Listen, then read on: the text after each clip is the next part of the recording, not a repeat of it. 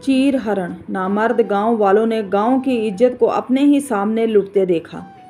रात का दूसरा पहर, दरवाजे पर आहट सुनाई पड़ी। कोई दरवाजा खोलने की कोशिश कर रहा था। आहट सुनकर नीतू की नींद उचट गई। वह सोचने लगी कि कहीं कोई जानवर तो नहीं जो रात को अपने शिकार की तलाश में भटकता हुआ यहाँ तक आ पहुँचा हो। तभी उसे दरवाजे के बाहर आदमी की छाया सी मालूम हुई। उसके हाथ दरवाजे पर चढ़ी सांकल को खोलने की कोशिश कर रहे थे।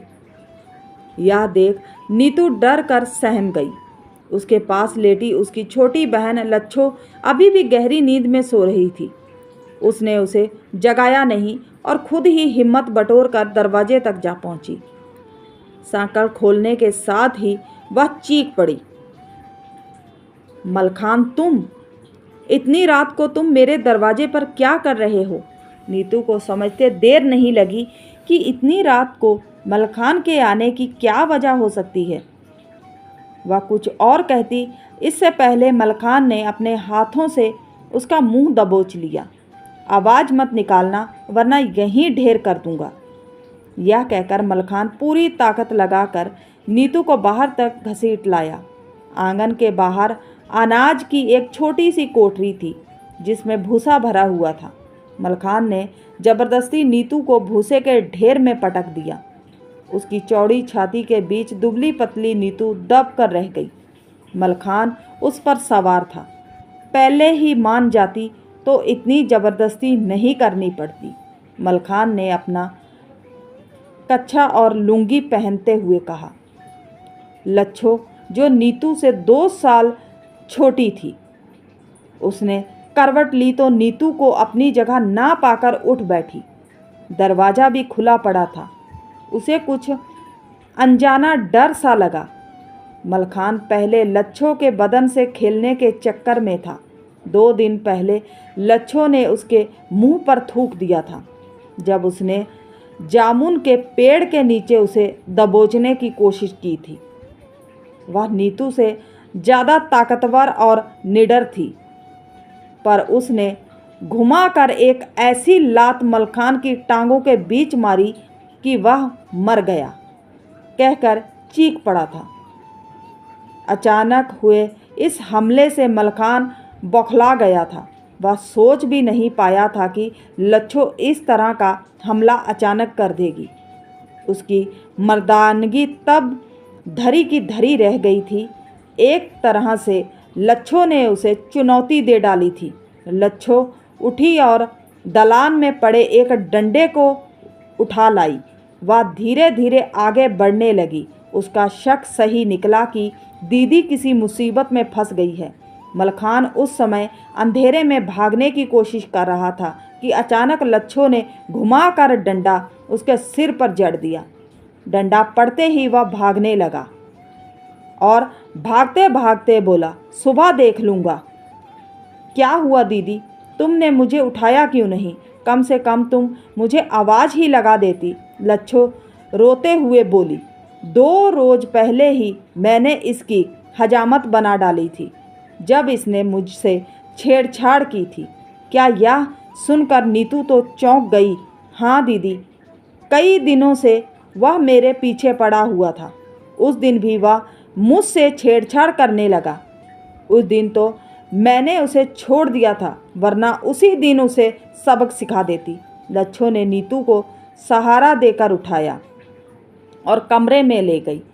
दोनों बहनें एक साथ रहकर प्राइमरी स्कूल के बच्चों को पढ़ाया करती थी। कुछ साल पहले उनके पिता की मौत दिल का दौरा पड़ने से हो गई थी। वह बैंक में मुलाजिम थे। पिता की मौत के बाद उनकी मां श्यामरथी देवी को वह नौकरी मिल गई थी। क्योंकि बैंक गांव से काफ़ी दूर शहर में था, इसलिए दोनों बेटियों को गांव में अकेले ही रहना पड़ रहा था। मां कभी कभार छुट्टी के दिनों में गांव आ जाया करती थी। मलखान की नाक कट गई थी। एक को तो वह अपनी हवस का शिकार बना ही चुका था, पर दूसरी से बदला लेने के लिए तड़प रहा था। एक दिन शाम के 7 बज रहे थे। दोनों बहनें खाना बनाने की तैयारी में थे। मलखान ने अपने कुछ दोस्तों को जमा किया और लच्छो के घर पर धावा बोल दिया, बाहर निकल, अब देख मेरा रुतबा, गांव में तेरी कैसी बेइज्जती करता हूँ। मलखान अपने साथियों के साथ लच्छो के घर में घुसता हुआ बोला। घर के अंदर मौजूद दोनों बहनें कुछ समझ पाती इससे पहले ही मलखान के साथियों ने लच्छो को पकड़ लिया और घसीटते हुए बाहर तक ले गए आए। गांव की इज्जत गांव वालों के सामने नंगी होने लगी। मलखान गांव वालों के बीच चिल्ला चिल्ला कर कह रहा था, ये दोनों बहनें जिस्म फरोशी करती हैं, इनकी वजह से ही गांव की इज्जत मिट्टी में मिल गई है। हम लच्छो का मुंह काला करके इसका सिर मुड़वा कर इसे गांव में घुमाएंगे। दोनों बहनों का बचपन गांव वालों के बीच बीता था। गांव वालों के बीच पल बढ़कर वे बड़ी हुई थी।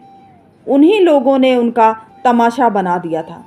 योजना के मुताबिक गांव का हजाम भी समय पर हाजिर हो गया।